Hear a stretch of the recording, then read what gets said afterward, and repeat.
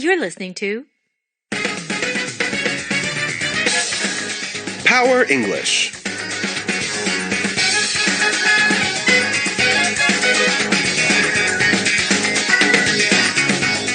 Hello, everyone. It is Friday, December 20th, 2019, and I'm Kristen Cho. And I'm Denny Hong. Welcome to the show, everyone. Okay, so today I have a really great topic, and it's kind of my secret dream. Okay. I want to be a digital nomad. Nice. Yeah. Well, yes, I do. I think it would the idea of doing work. From your computer. From your computer. Anywhere in the world. Anywhere. Yeah, it could be like, in Iceland. It could be anywhere. The world is your office. I think that would be really exciting. I don't know if it's something that I would do forever, but for a couple of years, that would be awesome. And, there are certain jobs that being a digital nomad is easier to do. Sure. Like our work, unless you can carry around some kind of traveling recording studio, I think it would be hard for us to be digital nomads. But I recently met some people that are digital nomads. They're a Russian couple, and the girl, she is an artist. She works for several companies like in Australia, stuff like that, and they ask her for graphic design for their website, so it's all drawn from scratch. Actually, she told me graphic design is when you cut and paste images together. She's an artist, so she draws it from scratch, so she gets paid for that. And he actually does blockchain technology, something like we talked about yesterday. There's a lot of fields, but they can do it anywhere. They've been traveling the whole year. Just to let you know, a nomad originally, we think of like Mongolian nomads. These are people who go around, do not live in one single place, but they travel throughout the year to different parts of the country. Yeah. Nomad just means wanderer. Right. So digital, of course, obviously, it's something that you can do on your computer. Yep. And there are a lot of people who are digital nomads these days. A lot of young people too. Yeah. So that's what we're going to talk about today. So here, Sophie is living the dream life. She is working as a digital nomad, and so. It's from Miles' point of view, he thinks, wow, it's fantastic. But from her point of view... Yeah, there's always two sides of the story. Grass is always greener on the other side. That's it. All right, power expression. Make a living. We all work to make a living. To make money. Yeah. That's the living. Right. If you crank something out. So you're producing things very quickly. Maybe not the best quality, but you are doing a lot of, producing. Producing. Yes. Be cut out for something. To be cut out for something, that means that this is something that fits you and your life, right? So it's something that you can do yourself. All right. Very good. Let's go ahead and listen to our power dialogue, The Life of a Digital Nomad.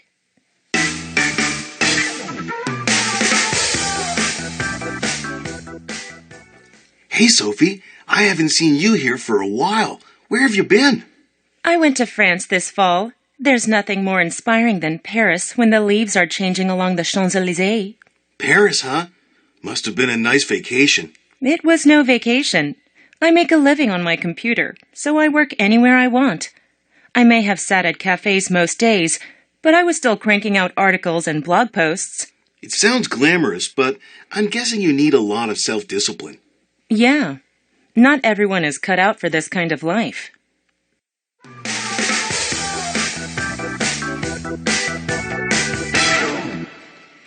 Alrighty, so the life of a digital nomad. Miles says, hey, Sophie, I haven't seen you here for a while. Where have you been?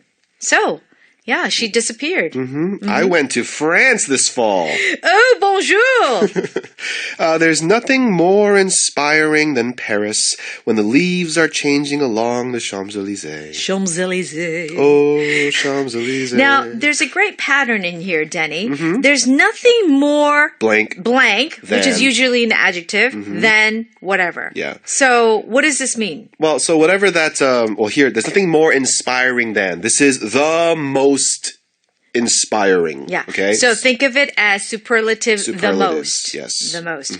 So the most inspiring is what? When the leaves are changing colors on the Champs Elysees. So any other place in the world Yeah. is second Yeah. France. or third Yeah. to this. Fall in France. Yes. Romantic. All right. Miles says Sipping Paris. some coffee at a cafe. Yeah. I get it. Yeah, okay. I totally get it. Miles says Paris, huh? Must have been a nice vacation. So Miles thinks, oh, so you went on vacation. For the whole season of fall. Yeah. Sophie's like, it was no vacation. I make a living on my computer, so I work anywhere I want. Let's break that one. So I make a living on my computer. So wait, you live on your computer? Right. No, like you make a living, you earn money on my computer. So her job is basically just everything is digital. She needs an internet connection. She just works off her laptop. She gets paid, right? Yeah. Doing that. So Yeah, it's that's an how she makes her money. Yeah, it's an interesting pattern because some of our listeners may think, I make a living on my computer or from my, shouldn't it be something else? But yes, we do say it this way. So I know the preposition on sounds weird, but this is the correct one. It works. It works.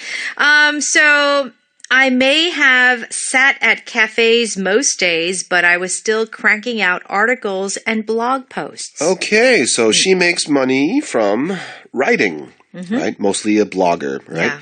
So it could be a travel blogger, but I was still cranking out articles, right? So yes, it might have looked like I was relaxing, but I'm cranking them out. When you crank out something, okay, so you are making, you are producing, you are creating, but you're doing it at such a quick pace that possibly the quality isn't that good. And that's how I would use this. If I say, oh, we just got to crank out, something. I don't care about the quality. I just want it to get done. Yeah, it's more about the numbers, the quantity than the quality. Exactly, right? So in this case, though, Sophie probably doesn't want to say she put out a lot of articles, but they were all bad. She doesn't want to say that, but she's using it in this case saying that she was very productive. Yeah. Okay. Now think about the word crank and old machinery, right? You turn it around. Yeah. And it gets passed through at a quick speed. Right. Same thing. You ever have a pasta maker? Yes. Yeah. No, I haven't, but I know exactly what you're talking about. It sits on the corner of the table. You put in the dough, and there's a hand crank, and you just turn it really quickly. And then flattens out the pasta. Yeah. Yes. And then you can put it, make into spaghetti or whatever noodles you want, and it just cranks out the pasta instead of trying to make it by hand. Yes. So it's a lot faster. Right. So when you think of the word crank out, think of that kind of thing that you turn around and around and it just produces. Exactly. Okay, so Mike says, wow, it sounds glamorous, but I'm guessing you need a lot of self-discipline. And that's our power vocabulary word. Yeah, it sounds really great, but you need self-discipline. Why would he say that? Because you know how hard it is to work when you're on vacation or when you're in someplace nice? And so, yes, you're in a great place, but it's hard to work. So you need self-discipline. You need to motivate yourself and not become lazy. Right? That's it. Right. So I think writing, any sort of writing requires self-discipline because that's the last thing you want to do.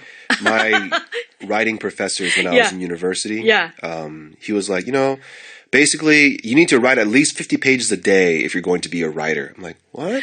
Yeah. Because you have to write 50 pages. You could only use probably 5, but you need to create the volume, the quantity, and choose the best parts of it. Well, that's the thing, you think like artists can just give you one piece, but no, behind that one brilliant piece is 1,000 other pieces. Exactly. So yeah, it does require self-discipline. And Sophie says, not everyone is cut out for this kind of life. Okay. It's a very free life. It's a glamorous life. But she says not everyone is cut out for it. Because of the self-discipline, going back to that. So it fits her because she has self-discipline. She can do her work. It is cut out for her, which means that this kind of a job fits her. So why are we using cut out? I'm going to use the example of getting tailored clothing because I like to get my suits tailored because I don't fit the standard size of suits in Korea. And so if it fits me, it's been cut out specifically for me. They measured me. They cut the cloth to fit my body shape. So this fits my frame. Right.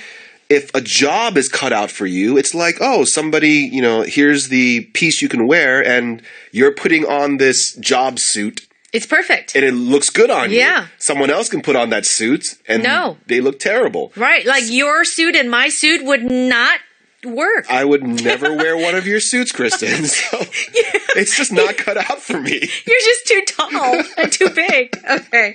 Okay, so you're cut out for it means you're perfectly suited for. Exactly. Okay. All right, let's go ahead and listen to that dialogue one more time. Hey, Sophie, I haven't seen you here for a while. Where have you been? I went to France this fall. There's nothing more inspiring than Paris when the leaves are changing along the Champs Elysees. Paris, huh? Must have been a nice vacation. It was no vacation. I make a living on my computer, so I work anywhere I want. I may have sat at cafes most days, but I was still cranking out articles and blog posts. It sounds glamorous, but I'm guessing you need a lot of self-discipline. Yeah. Not everyone is cut out for this kind of life. You're listening to